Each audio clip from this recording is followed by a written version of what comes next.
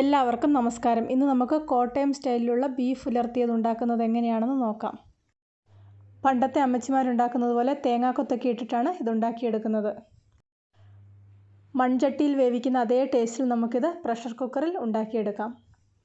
ഇതിനി എങ്ങനെയാണ് ചെയ്യുന്നതെന്ന് നോക്കാം.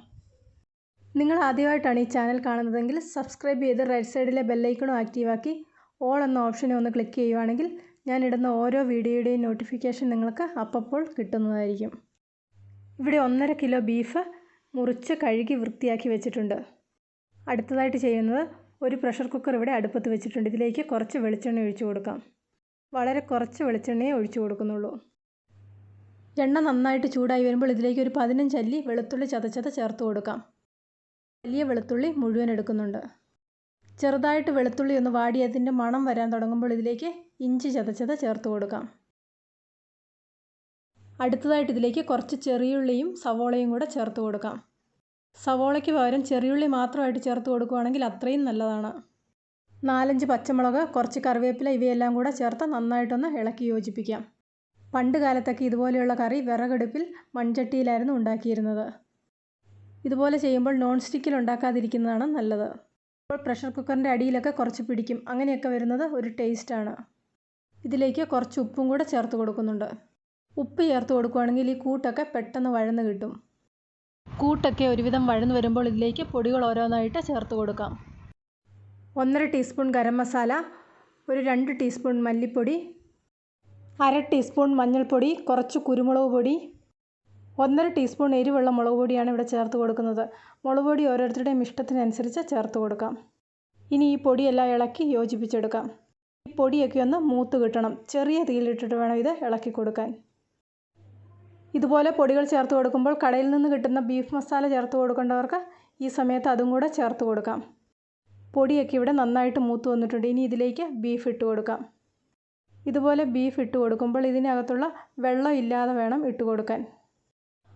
ആവശ്യത്തിനുള്ള ഉപ്പും കൂടെ ചേർത്ത് ഇത് നന്നായിട്ടൊന്ന് ഇളക്കി യോജിപ്പിക്കാം.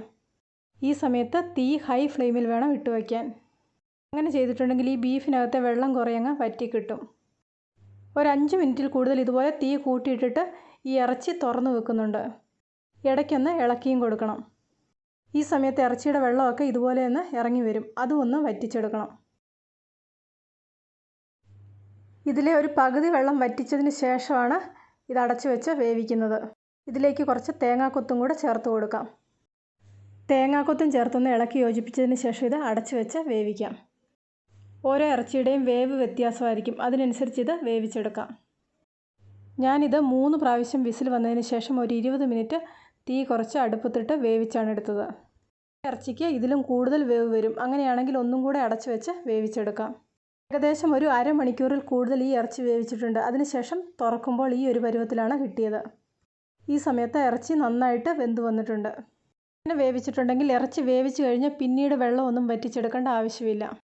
ഈ ഒരു പരുവത്തിൽ വേണമെങ്കിൽ നമുക്ക് കറി കൂട്ടാം. ഞാനിത് ഒന്നും കൂടി ഒന്ന് ഉലർത്തിയെടുക്കുന്നുണ്ട്.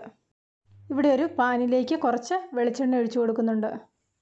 ഇത് ചൂടായി വരുമ്പോൾ ഇതിലേക്ക് കുറച്ച് ചെറിയുള്ളിയും കറിവേപ്പിലയും കൂടെ ചേർത്ത് കൊടുക്കാം. ഇതിനി നന്നായിട്ടൊന്ന് വഴറ്റിയെടുക്കണം. ഇങ്ങനെ ചെയ്യുമ്പോൾ കളറൊന്ന് മാറി വരുന്നത് വരെ വഴറ്റിയെടുക്കണം.